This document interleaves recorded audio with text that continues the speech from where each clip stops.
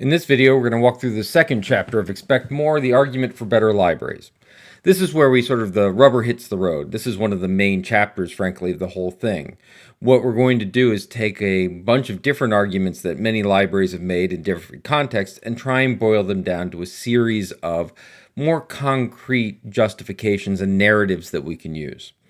So as we go through it, we're going to talk about some specific data. We're going to begin to provide chapters. What I want you to think as I'm deconstructing this is to keep a couple things in mind. One, narratives. What are the narratives or stories that we can construct? Two, think about the idea of data and stories together. And that's what you're going to see here is a lot of these narratives. Some of them are more data-driven than others, but they'll usually be combined. So we begin with the idea of stories. And in fact, I like to begin every discussion, every chapter here with some sort of story to get people's attention. We're a people that are built to do storytelling and to react to stories. And so I begin with this idea of Cushing Academy. And this is another one of those evolutions where what I'm trying to do in the story is to demonstrate that power and potential problems of nostalgia. Once again, John Palfrey's idea of the issues of nostalgia. And so we start with the idea that, Cushing was going to get rid of their physical library. This is the end of libraries as we know it. And then breaking that down in the story to say, well, it's not quite as simple as you think. The idea here is that we also need to be countering narratives that are out there, adding complexity to it, and helping our communities understand the evolution of things and not simply look at direct contrasts. As we move down here, a couple of things to point out. There are plenty of voices that question the need for libraries. Never deny the obvious. A lot of times, talking about alternative facts and fake news and all of that, we want to be seen as honest and trustworthy conveyors of information, resources, people in the knowledge community. And so we're going to start with, hey, we know that people are still questioning whether we even need them. But what we're going to do now is go in and say why we need them and some of the arguments that people made. So that's where this list comes: collective buying agent, economic stimulus, center for learning, safety net, cultural heritage, third voice, etc. That list is really my attempt to go through the literature and in my experience of hearing advocacy and discussing it. These are the ones I hear a lot. It is not a closed list in the sense that I'm not guaranteeing that there aren't other narratives that you or your communities may develop. And you need to be open to that as you use this text, working and advocating with a community. They may come up with reasons you hadn't thought of, and you're going to have to decide whether they fit in here or not. It's just a way of starting that discussion. So let's jump into those arguments. Excuse me. The first is the notion of collective buying agent. This is the strongest argument I think libraries have made for a long time across different contexts. It really is the idea that it's concrete, we have data, we can demonstrate, and it's widely accepted. I've not run into too many situations, but potentially what you are going to run into is people looking at this as wealth redistribution, and that turns into a whole tax issue and a whole social issue, and I haven't seen it happen too often. However, I know that in certain politicized environments and communities, it may happen that way. But what we're really making an argument is not wealth redistribution so much as using resources wisely. So we want to use that a lot. And that's where a bunch of these examples come from. Now, I want to pull out a few experiences that I've had in using this data. This table, for example, on how much it costs one university to license access to one set of databases for 1 year has been instrumental, particularly in academic library environments. I tell the story here in the annotation that one of my colleagues who was in charge of doing a search for the dean of libraries went in and looked through the budget and frankly was looking for mismanagement, was trying to figure out what's missing here, what's the hidden cost, what's the story, and found that almost half the cost of the academic library that he was now in charge of searching for a dean of went to licensing costs. And he thought, oh, how outrageous. These people are throwing our money away when we should be helping our faculty and students and such. And it wasn't until basically I sat him down and said, actually half the budget, academic library budget to databases is pretty good.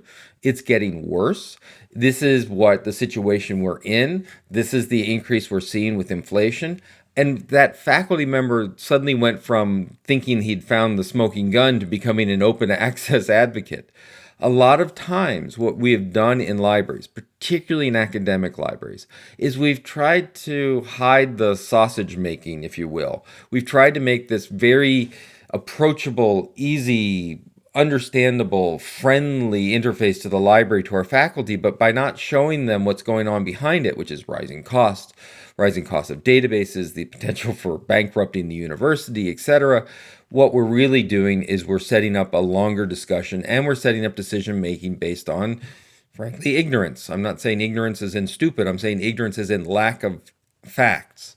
So a couple of things that I've seen successfully done with this in academic environments is to make it obvious and to go to the department. So I had one dean of libraries that as the budget cycle was ramping up, he would meet with every dean and every faculty of the schools he supported. He would lay out the budget and say, this is how much it costs for this journal. This is how much it costs for this journal. This is etc. Which ones would you like me to cut? And it had two purposes. One, if they did have to cut, the faculty were part of that decision, so they couldn't exactly rail against the library for doing it without input. But really, it was a set of advocacy where now the faculty and deans would become supporting of a larger budget for the library. This is a case where transparency will serve us well, and the idea of, in deference of making things user-friendly, has not served us well. Getting this data out there so people understand this is an issue and this is what we're dealing with is very important. The other side that I highlight here within the annotations, which you can read at your leisure, is the notion that just because we're saving money by doing collective buying, that doesn't get us out of saving money by not paying for personnel. I tell the story when I was a board member that came on after the 1990s recession. I came onto a public library board, and during that recession, they'd had a pretty dramatic cut to book buying, materials costs, and it had affected library usage. And so the board then made a deal, made a policy, informal policy, that every budget year they would allocate almost 10% increase in the budget book buying, and they would advocate for getting that budget in. So when I came on board was the year that they sort of ran out of headroom, meaning they were going and asking for this budget, and now this was the year they weren't going to be able to do it. And so the decision they had to be made, if they wanted to keep this 10% increase in materials, they had to cut elsewhere. And they looked at personnel. And I had to, and you can say I'm brave, but really the truth is they just didn't put two and two together at the time to say, look, if you buy more books and you're getting more and more materials that need to be organized and shelved and purchased and managed and circulated and etc., and you're cutting the people who do the purchasing, organizing, shelving, distribution services, you're not helping here. And so this is one where collective buying, look at all the money we're saving by working together. You can't turn that into, and we can save even more by not having people to deal with it. So we got to be careful that we don't throw the baby out with the bathwater. It's important to still emphasize the importance of people and librarians and what they're doing. So that's one thing that I emphasize. The other is this notion that there are certain things we do that don't really fit into this concept. So I mentioned Frigel here. I'm not a big fan of Frigel, but there are reasons to do things that aren't really sort of in this collective buying world in terms of marketing or in terms of specific services for stakeholder outreach. But I do want to sort of re-emphasize the notion that collective buying doesn't work with some of the online world that we're in. So this can lead to a very large discussion about online licensing, access to movies that are exclusively to iTunes or Amazon, or things that we can't as a library really function in the same way as a collective buying agent than we used to. So it can be a really interesting discussion and policy discussion at many different areas. So moving on to the notion of economic stimulus. This is one that frankly has a lot of currency in public libraries. It certainly can be made in others, but public libraries adopt this well. And I want to be clear that I believe in the value of libraries outside of just building business. But building business is not bad, and we have a good story to tell. There are a bunch of studies, only which a few of them, with this massive set of footnotes on page 12, talk about. One of my favorites is one that the University of Toronto's Martin Prosperity Institute did for the Toronto Public Library. It's relatively new in the past 3 years. It has amazing methodology that can be adapted and looking at different communities. So it's worth looking at, not just if you live in Toronto, but looking as ways that you might do another kind of study for your library and what you provide in terms of cost-benefit analysis.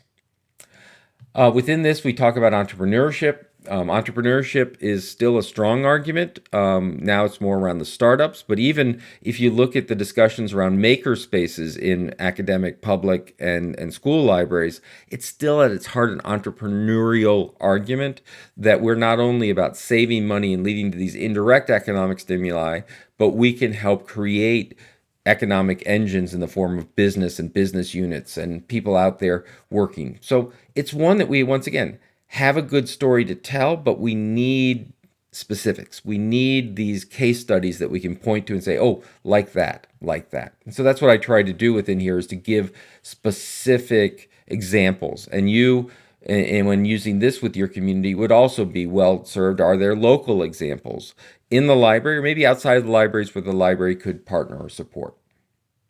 So, time for the center of learning argument. This is where we're picking up the narrative that we began in the first chapter, that is replacing the idea of library's book to library's learning space.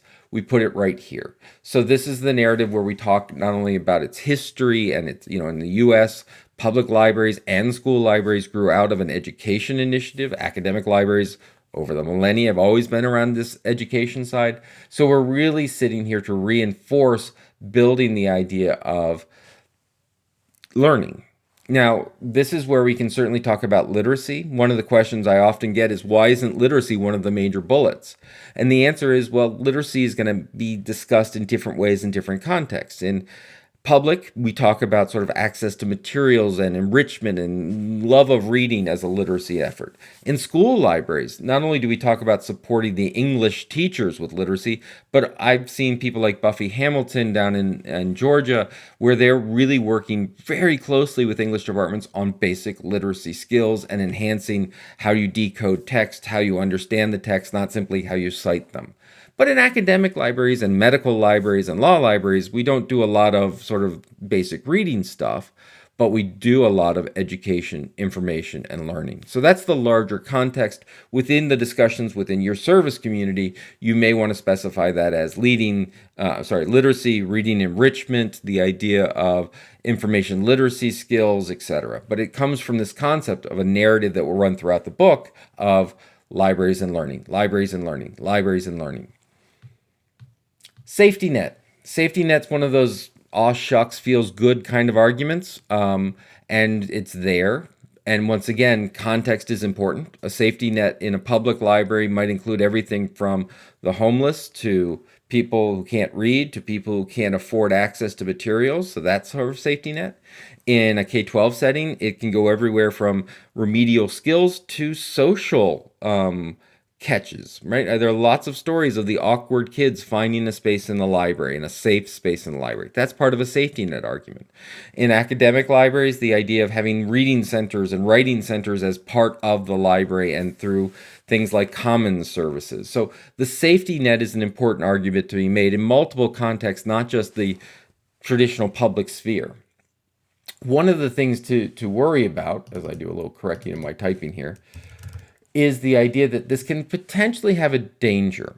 The danger isn't back to the anti-taxer side of do we need a safety net and whose job is it to be a safety net, but actually it's the idea that because the public library is there as a safety net, all other social services can begin to pull back from the social sphere. And taxation is one of the examples that's mentioned in here.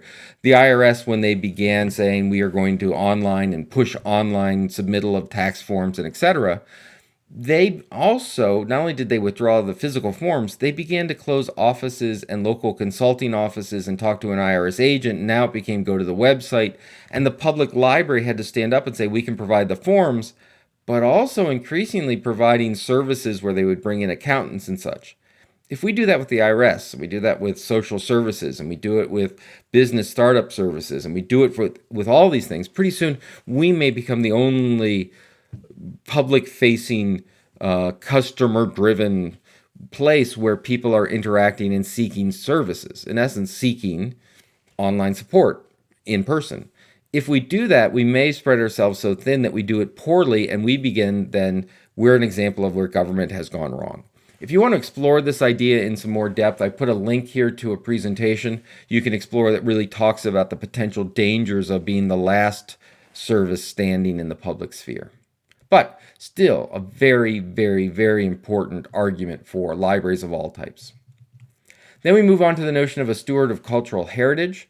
This is where we have to be a little bit careful of our nostalgia, because the idea of, oh, it's good that we capture the books forever, or, oh, it's good that we keep materials and have archives, that can turn into, I'm more worried about what we do today and how does that transaction help? And even good archivists and good preservationists will tell you that access and preservation are two sides of the same coin. We preserve and protect materials so that we can preserve and ensure access. And we ensure access because not only did it happen in the past, but it helps inform our present and direction for the future. So a lot of this argument here is not to undermine the idea of having the importance of preserving materials and such, but to put it in the context of it being also the living cultural heritage. Communities, micro-communities, the language they use, being able to talk to the World War II veterans before they disappear, being able to capture what the West Side is unique. This is really about cultural heritage as community narrative. And so that language isn't here explicitly, but that's what it's about, which is not only capturing the history, but what is the story of a given community or section of that community, and what role can the library play in formulating, preserving, and disseminating that narrative. So libraries as narrative engines. Third space, this is new to this edition, and this is, once again, very much like cultural heritage, where the attempt was to turn a passive narrative, we collect stuff, to an active narrative. We help generate narratives. I know, a little redundant, I apologize. We help generate community stories.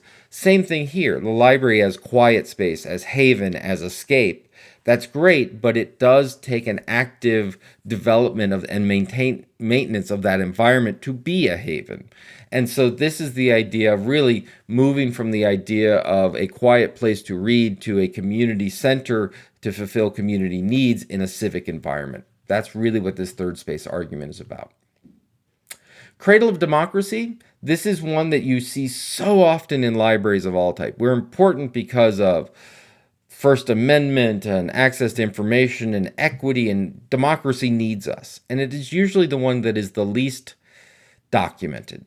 All right, so if we're important to democracy and you look at a public library, does voting go up relative to proximity to a public library? If libraries are important to democracy, during votes, do we have more informed voters for people who participate in library services and library studies? Right? If we're going to say that we're in the democracy game, we should be able to demonstrate that we have an impact on democracy. So a lot of this is about democratic participation. There's a lot in here, but even here it's a relatively high in terms of rhetoric. We need to get better at making a democracy argument. Down here under democracy of education, this is a place to reinforce the literacy argument. So we can constantly come back to learning, learning, learning. The last one is the idea of library as a symbol of community aspiration. And this is, I want to talk a little bit about the notion of a deficit model. As service-oriented people, as people that want to improve society, we spend a lot of time focusing on the faults of society. Literacy, the idea that we are going to fix illiteracy. So we focus on the fact that our communities are illiterate. When the idea of access to information because it's too expensive, we tend to focus on our communities as being poor. The idea is that when we try and fix something, we highlight it, we're oftentimes at the same time accusing. And so in our attempt to be of service, sometimes our narratives come across as being a bit paternalistic and highlighting the deficits of our community. And over time, the person who keeps pointing out what's wrong with you, you eventually avoid the person who keeps telling you what's wrong with you. So it's a narrative that can become problematic. So the goal here is to always link that service into a larger aspirational goal. that, yes, we're going to help illiteracy because we want to be or are a community of readers. We are a community of the learned. We are a community that is active. We are a kind community. What is that? Once again, if libraries are narrative engines for their community, what is the positive side of that narrative? And then what are we doing to aspire that leads to these specific services, right? So you need both sides. Too often libraries focus on the negative. What we need to do is contextualize the negative aspects that we seek to address as part of a larger positive narrative. We are places that really represent what communities want to be. Why do we build beautiful libraries? Because we used to build cathedrals, but now in a secular society, we need to build cathedrals of knowledge. That idea that we look at it for not only what it should be, but we even use it for economic development and build libraries and renovating parts of downtowns, etc. When we're building libraries in schools, we build them to be beautiful places that we can't have in the classrooms. Build on the fact that we're aspirational institutions.